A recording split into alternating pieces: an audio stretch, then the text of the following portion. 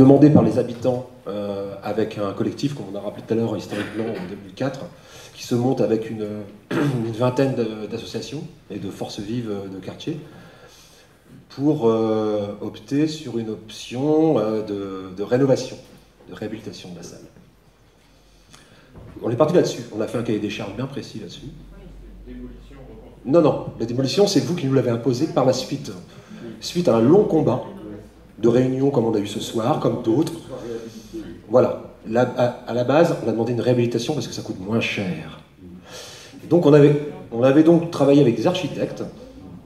Pour le cas précis, on était dans les 90, 100 000 euros pour mettre à neuf, en fait, aux normes, une salle de quartier qui était l'avenir, qui était encore debout à ce moment-là.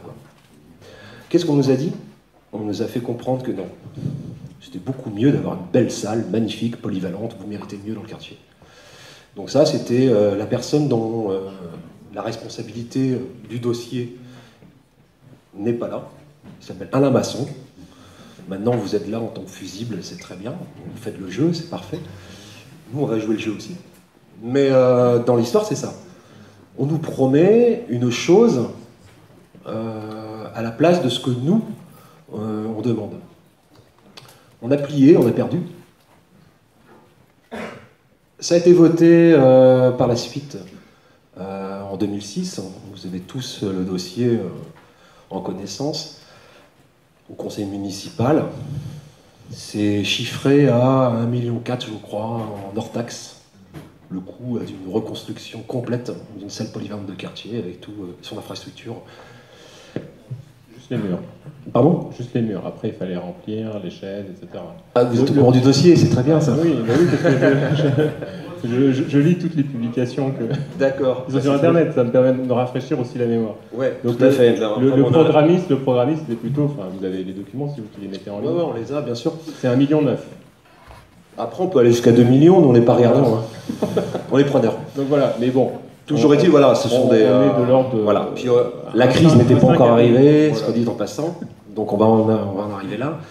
Mais il se trouve que nous, on a des documents qui prouvent que dès 2007, en fait, même pas 5-6 mois, voire 8 mois après, les délibérations qui circulent dans les. Au niveau de la mairie, quoi. Avec les opérations qu'on peut appeler un peu occultes et opaques et obscures que font immobilièrement la mairie, on découvre qu'il n'y a pas du tout, mais pas du tout, le projet de faire une salle de quartier polyvalente. Dans le fait qu'on concède les parcelles, qu'on construit, qu'on a projet de construire un îlot, soit dit en passant, qui s'appelle Proudhon, avec tout un projet immobilier. La salle disparaît dans vos délibérations. Étonnamment. Voilà.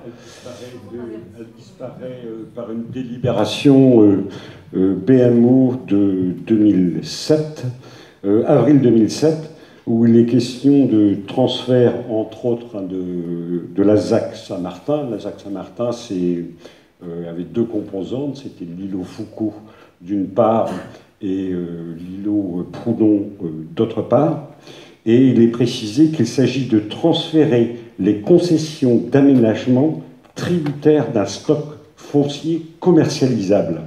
Ce qui veut dire qu'à l'époque, par exemple, vous nous promettiez à chaque association qui quittait l'immeuble de la rue Proudhon, vous leur disiez, ben voilà, allez vous balader un peu ailleurs et on va vous réintégrer dans un nouvel immeuble qui serait à nouveau consacré aux associations. Pour ce qu'on a fait. Hein? Ce qu'on a fait. Les associations étaient relogées. Parce que ce que la municipalité de l'époque leur proposait, c'était de les réintégrer dans l'immeuble de la rue Proudhon qui serait rénové pour ces associations. On a une quantité d'articles de presse où M. Masson, M. Pollard, M. Champeau font ce type de déclaration. C'est une promesse qu'on nous a faite. D'accord, mais oui. On les a relogés. Ensuite, donc, ce qui veut dire que déjà en avril 2007, donc BMO avait décidé donc que l'ensemble de l'îlot Proudhon, à savoir l'immeuble de la rue Proudhon et la salle de l'avenir, qui était encore debout. Donc, était une concession d'aménagement tributaire d'un stock foncier commercialisable. Donc, les instructions qui ont été données à l'époque à BMA, le mandat, ce n'était pas de refaire une salle de quartier, puisqu'il n'y a jamais eu ce mandat. Ce mandat ne lui a jamais été transmis. Le seul mandat qui lui a été transmis, c'était de le vendre. Et toutes les délibérations successives n'ont fait que le confirmer, puisque c'est dès 2011, je crois, qu'avait été lancé l'appel d'offres qui concernait la parcelle de l'avenir et qui devait être vendue à un projet immobilier privé. Voilà. Donc, il faut qu'on dise aussi clairement que beaucoup d'associations on s'était battu pour que cette salle de l'avenir soit rénovée, mais en lieu et place, on nous a promis donc que cette salle allait être détruite, puis reconstruite, mais en fait, la seule partie que BMO et BMA ont retenue, c'est qu'elle devait être détruite. Et par la suite, toutes les délibérations successives, je ne vais pas les lire parce qu'il y en aurait pour 1 heure, elles sont toutes là, hein. Donc ceux qui veulent les voir pourront les consulter, eh bien que ça allait dans le sens toujours de cession à BMA, concession à BMA, vente à BMA, etc., etc. Donc, on peut dire, 15 mois après que vous avez promis cette salle, ça y est, elle était déjà mise sur le marché. Toutes les délibérations sont là. Donc voilà, c'est une belle... Vas-y. Moi, du coup, je travaille en patronage laïque et j'ai travaillé en centre social. Donc, dans toutes ces structures-là, il y a des salles polyvalentes. Et ces salles polyvalentes, donc, je suis animateur culturel et je m'occupe de ces réservations. Et pour au moins 80 voire 90%, c'est pour des mariages, des anniversaires. Et les autres salles que vous citez, peut-être sur la ligne de tram, ça va être l'Arena, par exemple, où on peut accueillir Black M, Maître Gims, Kev Adams. Et je pense que là, la demande, c'est plutôt une salle culturelle, mais populaire, avec des artistes du coin. Il y a plein de gens qui font de la musique, qui font du théâtre, mais des gens du coin, et quelque chose de plus populaire, quoi. Donc, ou quand est-ce que la mairie pourra réagir par rapport à ça, quoi. Alors, les 10 salles, c'est pas... J'avais pas compté l'Arena. Enfin, les 10 salles, vous pouvez commencer en haut du tramway. À Pont-à-Nézen, il y a une très belle salle. Donc évidemment, le centre social Horizon est aujourd'hui fermé parce qu'il y a eu un incendie, mais il y a quand même une très belle salle à l'intérieur qui peut être utilisée.